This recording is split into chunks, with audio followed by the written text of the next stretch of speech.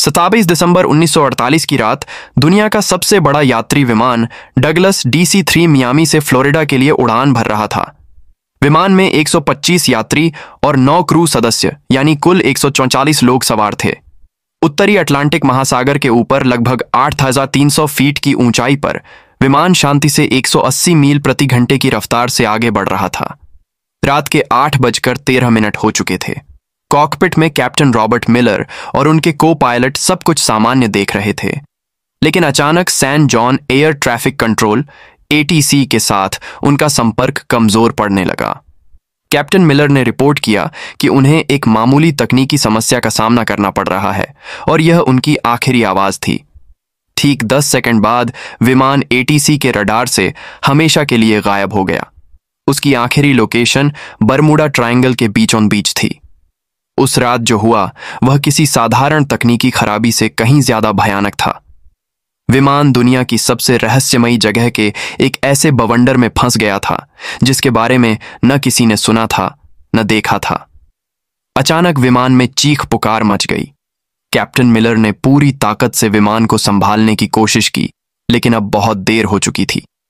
तूफान ने विमान को अपनी चपेट में ले लिया था और वह किसी खिलौने की तरह घूम रहा था। सारे इलेक्ट्रॉनिक उपकरण, कंपास और रडार बंद हो चुके थे।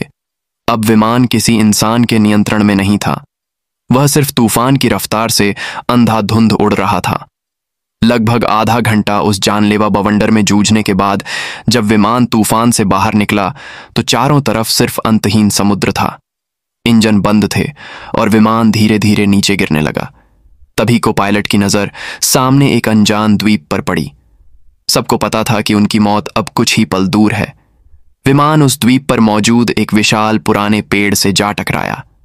पेड़ की सैकड़ों मोटी डालियों ने विमान को किसी जाल की तरह पकड़ लिया और यही चमत्कार 134 लोगों की जान बचाने का कारण बना। विमान में चीखें और कराहें गूंज रही थीं। कैप्टन रॉबर्ट मिलर, जिनका सिर पैनल से टकराया था, होश में आते ही यात्रियों को शांत कराने लगे। विमान में सवार एक retired army doctor Evelyn read ने बिना समय गंवाए घायलों की देखभाल शुरू कर दी। 10 लोग गंभीर रूप से घायल थे। किसी का हाथ टूटा था, किसी का पैर, 2 के सिर पर गहरी चोटें थीं।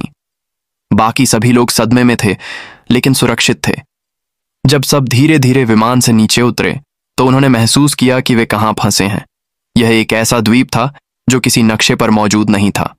चारों ओर घना जंगल, अजीबोगरीब पेड़ पौधे और एक अनजानी खामोशी। सबसे बड़ी चुनौती थी पानी। पूरा द्वीप सूखा था